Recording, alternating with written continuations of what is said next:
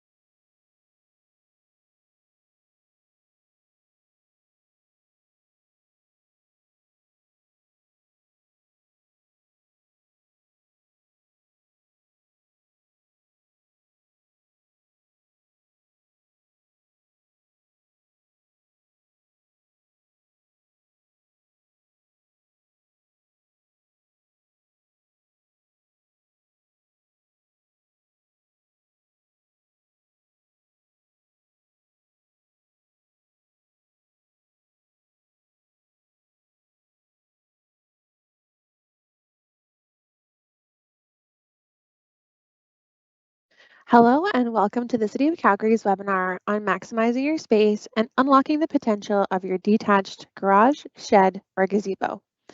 Before we get started, I will outline a few features of our webinar. On the top right, there are a few icons. The icon with the question mark is our Q&A. Throughout the webinar, you can post questions here, and we will have time to answer some audience questions. The next icon is a cog, where you can change display settings, add subtitles, and change language settings.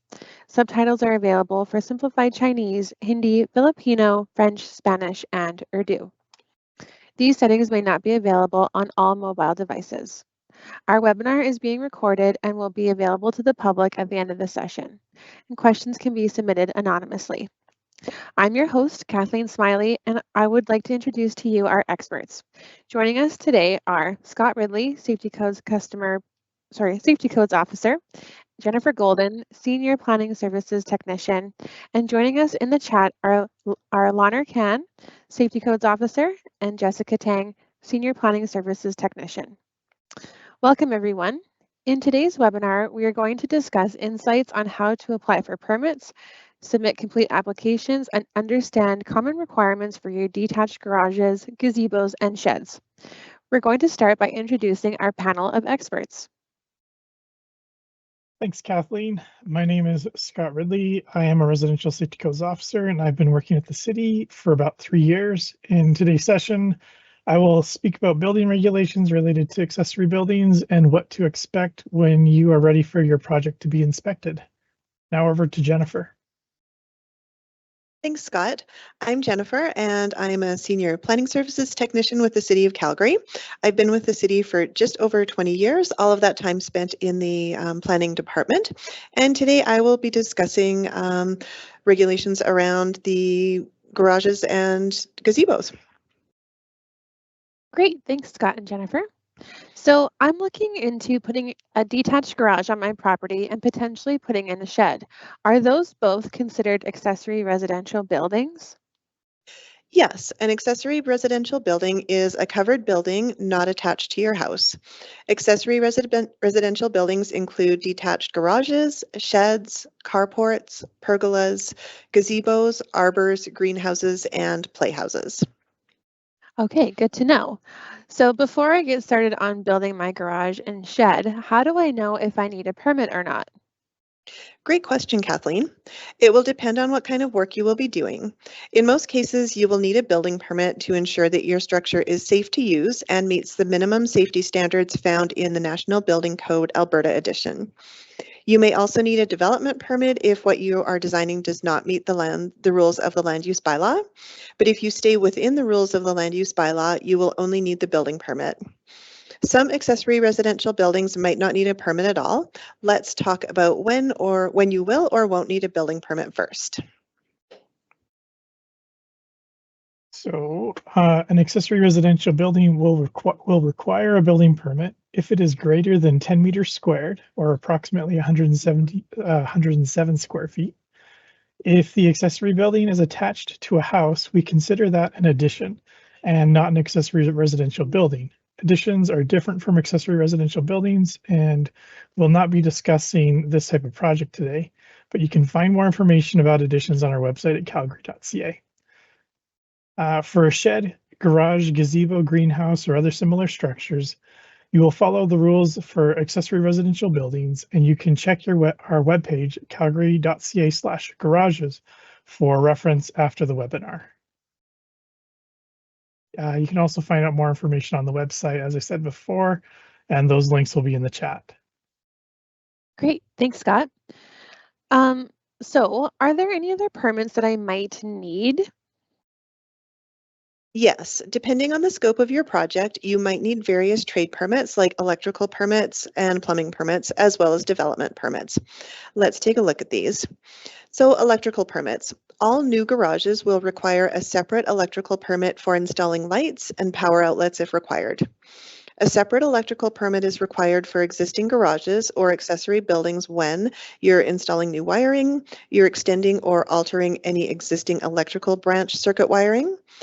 As a homeowner, you can tie into the main panel without physically changing it, add a sub-panel to an existing main service, provided there is an existing main breaker, and you can also install electrical wiring for above-ground swimming pools and hot tubs.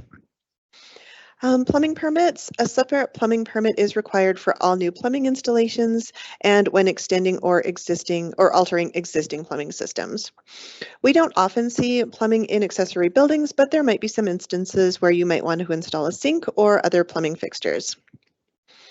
For information about what type of electrical and plumbing work a homeowner can do themselves, check out the homeowner's trade permits page on calgary.ca, and a link is going to be provided in the chat. And for all other work and for contractors, check out our trade permit contractor information page, and a link is also going to be provided for that page in our chat. So now I'm just going to talk about planning approval. Sometimes you might need a development permit for your project. You may require planning approval in the form of a development permit if your structure does not meet all the rules of the land use bylaw. A relaxation of the rule or rules not met may be granted, but each application is evaluated on its own merits and there is no guarantee of approval. The most common reasons for needing a relaxation for an accessory residential building are if you are building higher or bigger than the rules allow. If the garage is higher than 4.6 meters, if the height from the parking surface to where the wall meets the roof truss is higher than 3 meters, if the garage is greater than 75 square meters, or if the garage will be larger than the existing house. For a list of common rules and when a development permit is required, read more in the What are the Rules section on calgary.ca/development/home building/garages, and we've put the link in the chat. Great, thanks, Jennifer. So how do I know where I can build my new detached garage on my property? Absolutely, Kathleen. When it comes to where you're putting your potential accessory residential buildings, location requirements come into play. Let's review some of the commonly asked questions. How close can your building be to your property lines? An accessory residential buildings are not permitted to be located in the actual front setback area.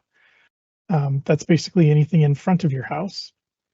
When located in the rear yard, if the rear property line is shared with a lane or another property, the distance from the property line must be 0.6 meters unless 1, the building is under 10 meters squared, 2, the exterior is maintenance-free. Some examples of maintenance-free materials include vinyl siding and stucco, or the owner of the adjacent property grants a private maintenance easement. 3, all water drainage off the building remains on the property, and 4, no eaves overhang onto the neighboring property. As a side note, if the garage door faces the lane, an apron or driveway of 0.6 meters is required. Accessory residential buildings near the side property lines have setbacks that should be maintained. If the side property line is shared with the street, the distance from the property line must be 1.2 meters. If the side property line is shared with another property, the distance from the property line must be 0.6 meters unless the building is under 10 meters squared, the exterior is maintenance-free, or the owner of the adjacent property grants a private maintenance easement. All drainage off the building remains on the property, and no eaves overhang onto the adjacent lot. And then the next question, how close can the building be to your house? For accessory residential buildings greater than 10 meters squared, 1 meter clearance from the main residential building or house measuring from the closest wall of each building must be maintained. This includes second floor cantilevers, bay windows, etc. If your building is less than 1 meter from the house, you will need a development permit. For accessory residential buildings under 10 meters squared, there is no minimum separation. However, if you attach the structure to your house, it is considered an addition.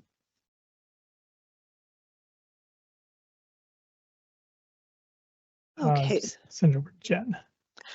So if the property has a zero lot line, where can we build it? Zero lot lines allow you to build up to your side property line.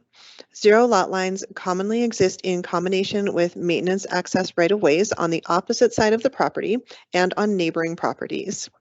If your proposed structure projects into a maintenance access right-of-way, the document showing allowance for this type of construction must be submitted at the time of application. And now I'm going to talk about building your rights-of-way.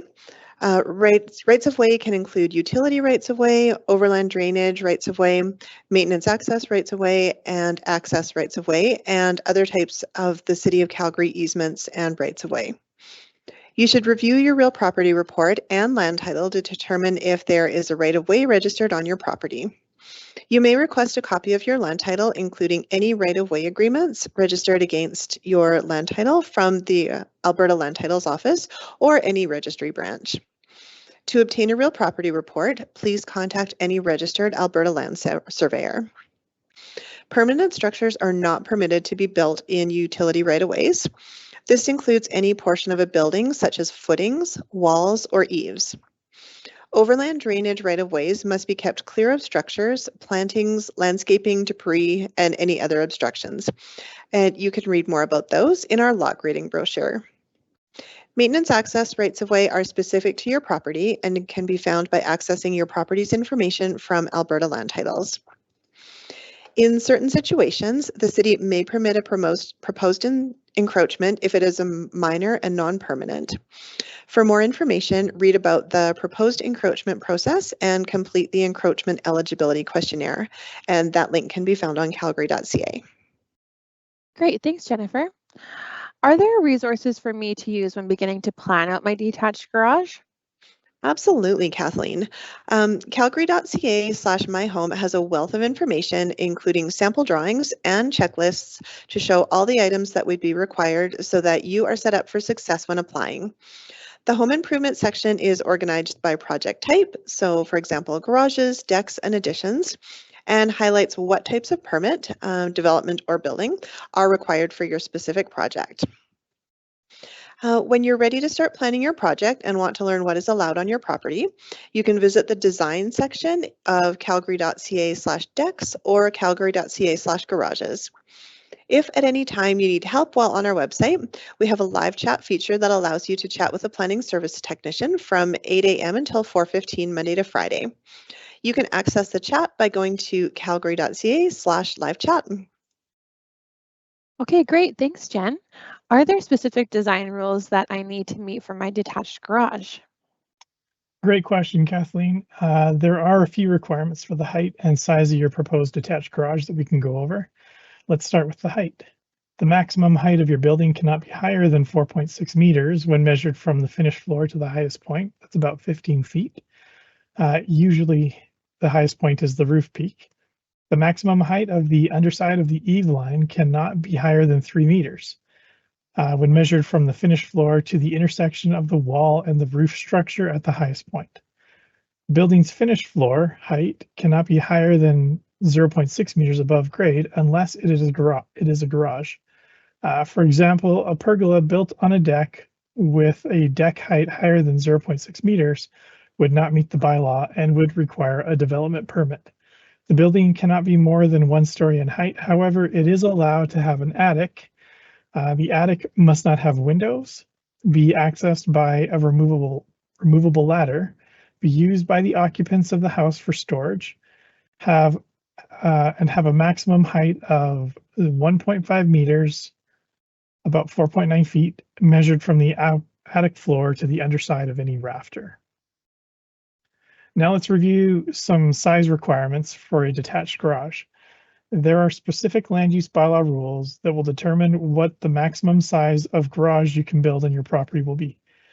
There are a couple different rules that need to be considered when determining how big your garage can be. Anything larger than what the bylaw allows will require a development permit. The total area of accessory residential buildings on a property cannot be more than the building coverage or footprint of the main residential building or house, or a maximum of 75 meters squared per dwelling unit. The combined parcel coverage of all buildings greater than 10 meters squared cannot exceed a certain percentage of your total property size. This percentage is determined by your specific land use district. There's an example of this calculation shown on our website, and you can find a link to it in the chat as well if you require assistance to calculate parcel coverage. Please contact our planning services call center. If you have questions or need clarification on the land use bylaws or have general permit questions, also please contact the Planning Services Center. Great, thank you so much for that information about the rules I need to know when designing my garage and shed. I'm excited to get started. One thing I need to consider for my budget is how much this is all going to cost me. Various permits can add up depending on how many you need. Costs vary depending on your building structure. For a new garage, the permit price is $333.84.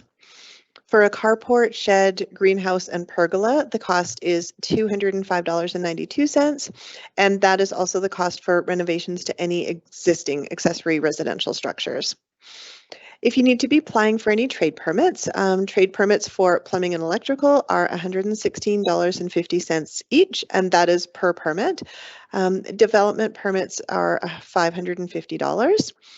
And so, as you can see, the various permits, the price do add up depending on how many permits you need for your application. Great, thanks, Jennifer. How long will I have to wait to receive my permits? The timelines indicated are not a guarantee and depend on volumes, completeness of application, and timeliness of applicant replies when responding to requests from the city. If you're installing a new or renovating your current garage, carport, shed, or greenhouse, approvals are granted in approximately 7 to 10 days. All applications are reviewed for compliance with the land use bylaw and safety codes. To avoid delays in processing your application, make sure your application includes all of the required documents, plans, and information listed on the checklist. We have provided a link in the chat to those checklists. Timelines vary on the time of year, so assuming everything is correct, permits will be issued with more ease and as quickly as possible. Take the time to get everything right before submitting. Do each part of your application well and thoroughly so you're not adding revisions and going back and forth. If your project needs a development permit, be sure to account for additional timelines, which will add an additional 10 to 12 weeks, so approximately 3 months. You can find out more about the development permit process on our website, and a link is going to be posted in the chat for you. Great, good to know, Jennifer. So how do I know if I should hire a contractor? Hiring a contractor can be a great option, Kathleen. When deciding if you should hire a contractor versus doing the work yourself, you should consider if you have the experience and skill to do the work and whether you have access to the appropriate tools and materials. Other restrictions on homeowners are that unless a homeowner is a certified gas fitter, they are not allowed to apply for gas permits. The only gas permit a homeowner can apply for are for gas fireplace installations. In this case, the work must be done. Work must be done or performed by a qualified gas fitter. Something important to note, the electrical and plumbing work must be exposed at the time of inspection for the inspector to see the work. If the work is covered up, for example, concealed by drywall, a professional contractor will need to apply for the permit. More information about the requirements for trade permits is available at calgary.ca/myhome under the Home Improvements Permits page.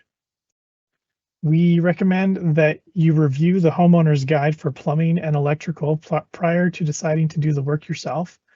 Page 3 of the homeowner's electrical wiring guide lists all the work that requires a professional contractor with their own permit applications. Additionally, if the project is beyond your expertise, we highly recommend that you hire a professional. If you are hiring a contractor for your next home renovation project, watch our latest webinar on best practices for hiring a contractor at calgary.ca/webinars. That link should be found in the chat as well. Thanks, Scott. So if I decide to do the work myself, are there any tips for preparing my application? You bet. First, you'll want to submit a complete application, which means that you have provided all the necessary requirements for our team to complete their reviews. You should provide everything listed on the complete application requirement list, including plans, supporting documents, and payments. To start preparing your application, you will need to know the project address, who is applying, so is it the homeowner or someone representing the homeowner? Who will be doing the work, a contractor or the homeowner? What you're applying for, so that would be the scope of your project if it's a deck or a garage, and any other project details, including the size of the building. Some helpful tips on preparing your plans. The drawings don't need to be professionally drawn. However, professional drawings are helpful and much appreciated. We do ask that if you are drawing the plans yourself, that they are clear, legible, and contain all the necessary components for our teams to complete their reviews. We've provided sample drawings on the Carl for reference and to show you what information should be included on your plans. To ensure a smooth and fast application process, we encourage you to submit a complete application and include all the items and information required in your submission. The Carl will outline the information needed to be shown on any plans. You'll need a site plan, which is a bird's eye view of your property, showing the location of the main building, accessory buildings, so garages and sheds, and its relationship to your property lines. A side elevation is a two-dimensional view of the exterior of the building. So what would you see when the building is viewed from the side? Additional information may be required depending on the complexity of your renovation, such as drawings prepared by an engineer. While the Carl outlines the minimum requirements to submit a complete application, sometimes we may need additional plans or information to complete our review. Please reply to correspondence promptly and provide additional information when requested to keep the review process going. So after you apply, we may contact you for more information required for your application.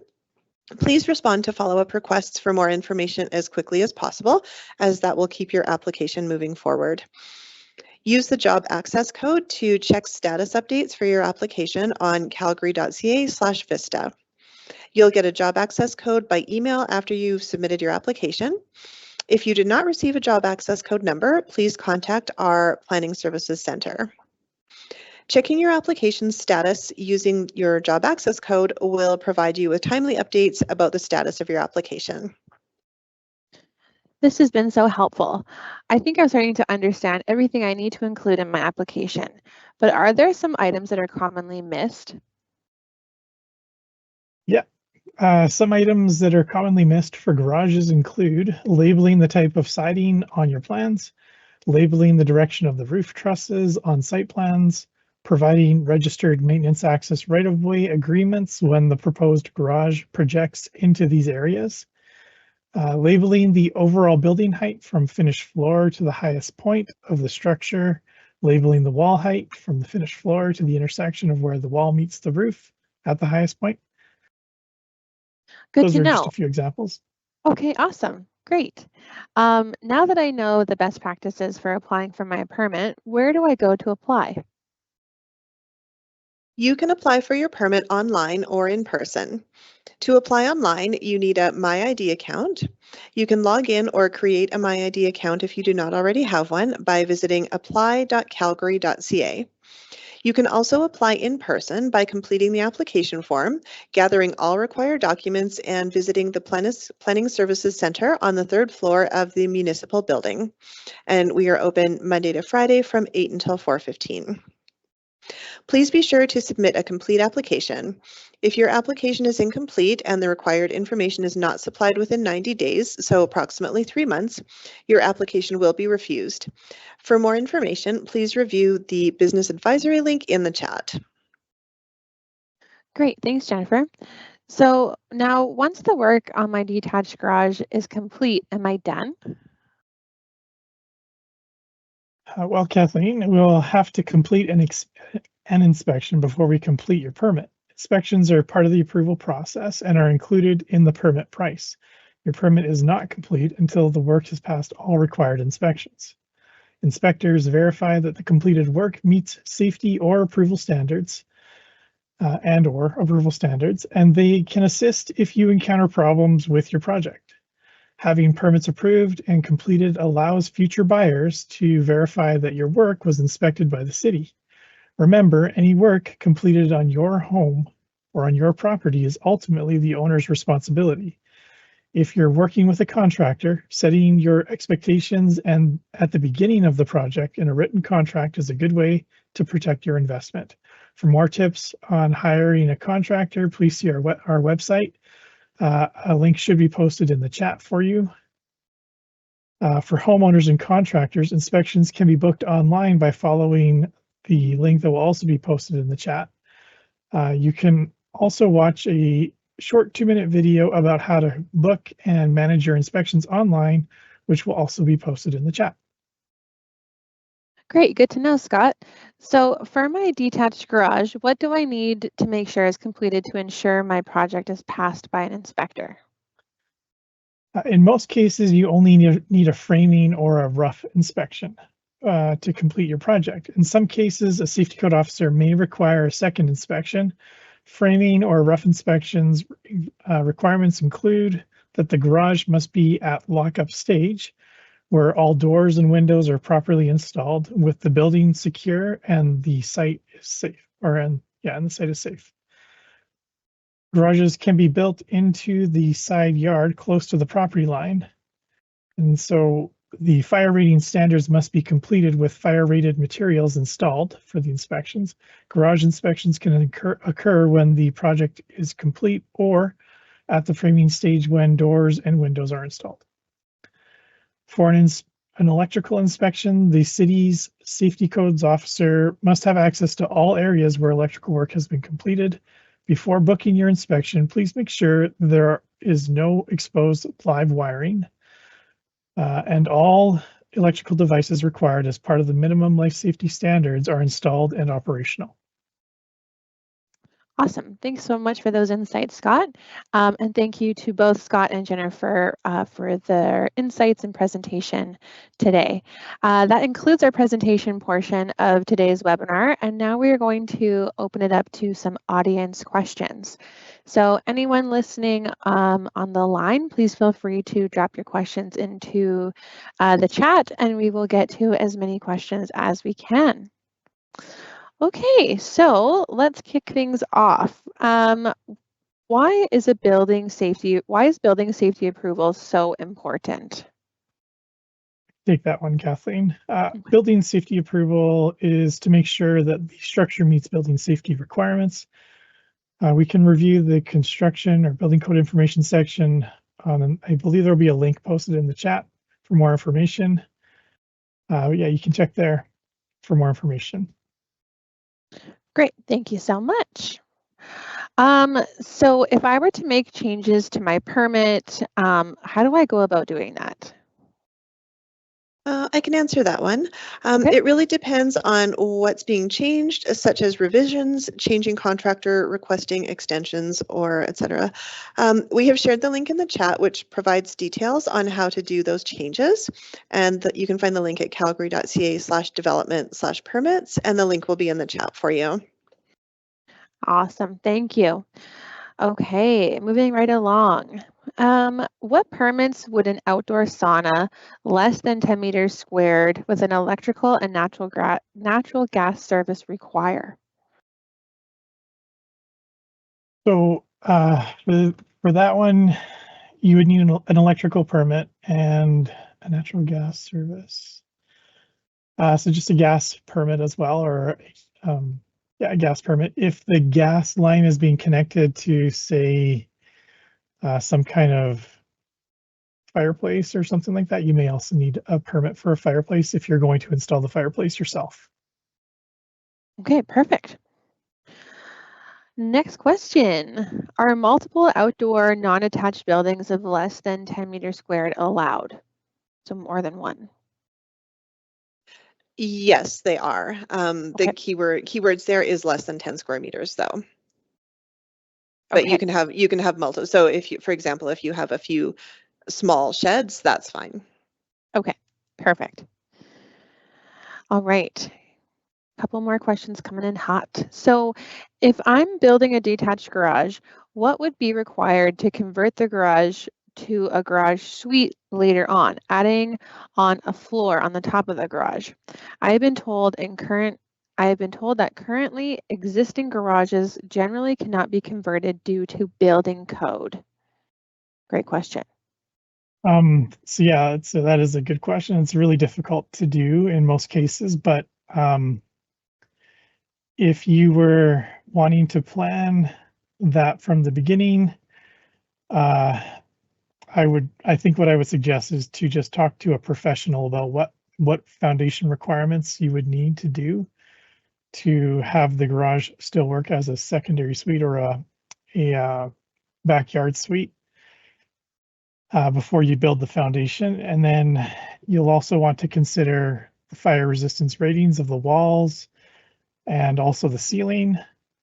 You may want to consider a space for a mechanical room, and really the list goes on and on. And so consulting a professional would be my greatest tip for that one, because they're quite complicated. It's basically like building a brand new house. Oh, geez. So that would be a little bit tiresome. I can also shamelessly plug that if you are looking into more information for both potentially hiring a contractor, we have a webinar for that on calgary.ca/webinars, as well, shamelessly plugging another webinar on backyard secondary suites. So there might be some helpful tidbits of information in those, and then you can, as always, contact our Planning Services Center. Great, thank you so much. That was a tough one. All right. Will a recording of this session be available after the event? I can take this one. Yes, it will be available on calgary.ca/webinars within about 2 to 3 business days. As well, you can go back into your Eventbrite ticket and click on the link and find the webinar there as well if you don't feel like waiting 2 to 3 business days, which I'm sure most of us don't. Okay, back to our presenters. I'd like to build a shed less than 10 meters squared due to the size. Are there requirements for the material that must be used for the foundation? Sorry, greater than. Skipped grade 8 math. I'd like to build a shed greater than 10 meters squared. Due to the size, are there requirements for the material that must be used in the foundation? That's why I'm in communications, guys. Let's just call a spade a spade. All right, over to you, Scott. No worries. Yeah, in the building code, it says that for a building that is less than 55 meters squared, you can use a 4-inch thick concrete slab for your foundation, or you can also use wood mud sills. I don't have much of a definition for you what a wood mud sill is, but that is in the building code. Okay, leaving us grasping for more. All right, moving along to our next question. Is there a special project approval for building a laneway house or laneway cottage? I can grab that one. I'm guessing it's probably the equivalent of probably a backyard suite is what I'm thinking. So yes, those are separate permits. Right now, depending on where you're zoned, you would need a development permit first. That requirement will most likely be going away with the rezoning, but right now you'll probably need a development permit, and then you will need a building permit for that as well. And as Scott was sort of alluding to before, those ones are typically a little bit more difficult, and it's basically like building a brand new house in your rear. So the requirements for that are quite extensive. Definitely. Okay, thank you so much, Jen. Okay, next question here. This is quite a specific question. Can you build a rocket mass heater in your backyard going into your tool shed? I'm not sure what a rocket mass heater is, so Jen or Scott, I will defer to either of you. I'll do my best here. I'm not super familiar with what a rocket mass heater is either, but just a quick. Oh, a rocket stove? Yeah, just a quick Google search here. This kind of looks like a wood burning stove. Okay. So if you want to use a wood burning stove to heat your shed, you'll need to get a building permit for a wood burning fireplace. Okay, perfect. That was easier than I thought. In terms of answering, not in terms of actually doing. What is the percentage property coverage allowed? I can sort of answer that one. So the percentage of coverage allowed is actually different depending on how your property is zoned. So there isn't just a blanket percentage coverage in the city. You would really have to look and see what your property is zoned at, and then we would be able to tell you from there. So unfortunately, it's not just there isn't just a blanket coverage for all the properties. Okay, perfect. Thank you. Okay, we got a couple more questions in the chat. We will try and get to as many as possible. If anything is on your mind, please feel free to submit a question. We will get to as many as we can. When submitting an application as a consultant for the homeowner or contractor, who submits for the trade permit? Can the designer just ask for this while submitting the building permit? No, if it's a trade permit that's being applied for, the actual licensed contractor needs to apply for that themselves. The consultant can apply for the building permit, but any trade permits that need to come in do need to be applied for by the contractor. Perfect. Thank you for that, Jen. I've got a question here that I'm going to defer to one of our chat moderators. This person is asking, can you direct us to the backyard suite development information? If either one of our chat moderators can please give a link to this person, I'm going to just publish this question into the publish queue in hopes that we can get that information over to them. Okay. Can I build onto an existing garage that is detached and 22 feet by 30 feet, 660 square feet? I'll take that. I'll say generally yes. There will be requirements such as you may need to engineering for the pad that the building is built on. I believe 660 square feet is larger than 55 square meters. And so it's likely that the existing garage does not have a sufficient foundation for a building that size. And so engineering would be required. Okay, perfect. Thank you, Scott. Here we go. Next question. What are the requirements that a solar panel be installed on the roof of a garage? Is there special permission needed?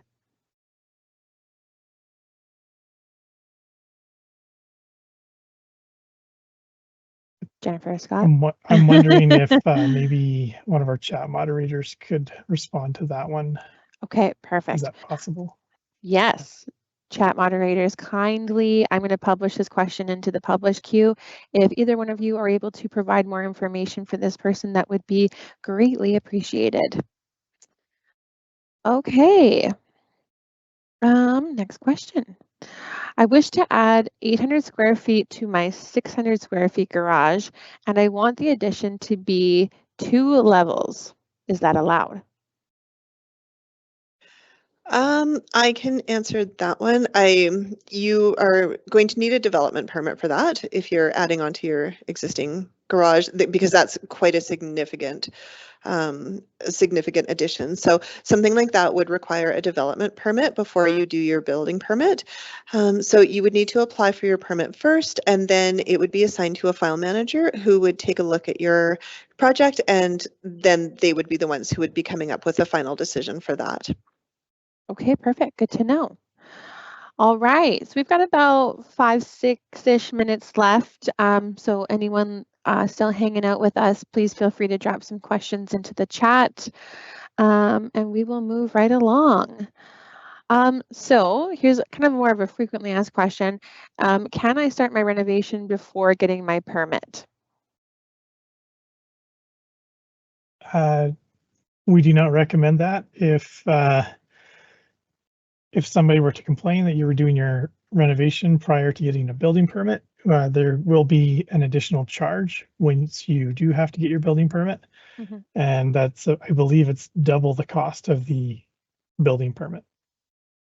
Okay, perfect. So we want to avoid doing that. All right. Can we build a backyard suite on our property backing onto Crowchild Trail with no backyard driveway access? Presenters? I want to say if we could put that in the chat. I wouldn't be able to answer that one. I want to say no, but if we could put that in the chat, or Scott just unmuted so he can help it too. Scott's like, I'm locked and loaded. I was just going to say, I believe that if they have sufficient parking on the parcel, they're okay. And then there just has to be a way to walk to the suite. Okay, And perfect. it doesn't have to be on a garage or anything like that. It can just be a separate building. Okay, excellent. And as always, please feel free to come and visit us on the 3rd floor at the Planning Services Center for more insights to your accessory residential questions. All right, here's a pretty easy one. Can I cancel my application or permit? Yeah, you can definitely cancel your application. Just keep in mind, though, depending on what stage your permit is at, you may not receive a full refund. So if you've just applied, we haven't even really started our review, and you decide to cancel, you'll receive a full refund. But if it's already been moved forward to review by a safety codes officer, you will only receive a partial refund. Any permit request or cancellation requests received after the first inspection has been done, we aren't able to issue any sort of refund for those. Okay, perfect. And in line with managing permits, are people able to extend their permit? Yep, they can. Permits can be extended, I believe, twice for 180 days each time, but we do need to have a written request for that each time they want to have it extended. Okay, perfect. Perfect. All right, a couple more minutes for some last questions. What is the height limit for a shed or garage? So for the roof peak, the height limit is 4.6 meters or 15 feet. And the eaves limit, the height limit for the eaves was 3 meters. I believe that's about 9.8 feet. Okay, Don't excellent. quote me on that one. But 3 meters for sure. Okay, perfect. Thanks, Scott. Are there specific parking spot requirements for adding ADUs in the rear yard?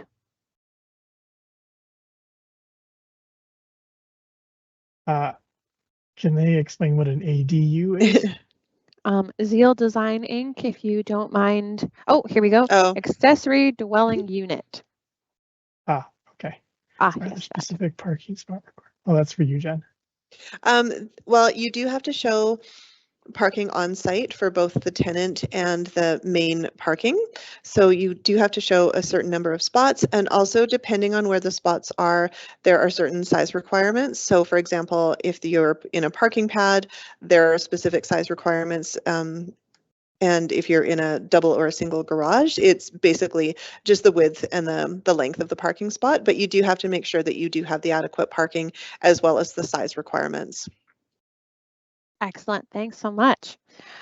Alrighty. So for a shed close to the property line, can eaves troughs extend into the setback space of 0.6 meters? Yes, there's a couple of things to consider with that. First of all, let's assume that the building is larger than 10 meters squared. You can still encroach into that 0.6 meter area, but only up to a maximum of 0.45 meters. There are no eaves allowed past 0.45 meters. So if your building is closer than 0.45 meters to the property line, there are no eaves allowed on that side of the building. If the building is less than 10 meters squared, then the only rule that would apply is that the eaves should not overhang the side property line. Okay, perfect. Thank you for that, Scott. And we've got one final question here before we wrap up. On a building permit list, does the GC pay for the permit fee? Any insights onto that one? The general contractor, I'm assuming, but it depends on who is applying for the permit. We don't have any requirements of who's paying for what, if I'm understanding the question. Yeah. It would just depend on the agreement between the contractor and the homeowner. Right. And if you are applying for homeowners permits, like your trade permits, things like that, as the homeowner, then it would come out of the homeowner's pocket. Yeah. Okay. Perfect. Okay, we'll do one more. I lied before. This is the last one. Okay. Do I need to get engineered drawings submitted for a development permit to add a 2-level garage to my existing garage? I'll just assume that when they say development permit, they are referring to an actual development permit. No, those are just required for building permits. The development permit doesn't require engineering documents. Okay, excellent. All right. We're going to wrap up our Q&A here. So thank you for participating in the city's webinar on maximizing space to unlock the potential of your backyard garage, shed, or gazebo. We have posted a slide with our phone number and website for more information. If you have questions, you can contact us by phone at 403-268-5311. Visit us on the 3rd floor of the municipal building or chat with us online. A link to this recording will be available on calgary.ca/webinars. You can also rewatch the webinar by clicking the same link provided in your Eventbrite ticket. I'm also going to share a link to our post-event survey in the chat. Please take a few minutes to let us know how we did this afternoon and any other topics you'd like to learn more about. Thank you, everyone, and have a great rest of your day.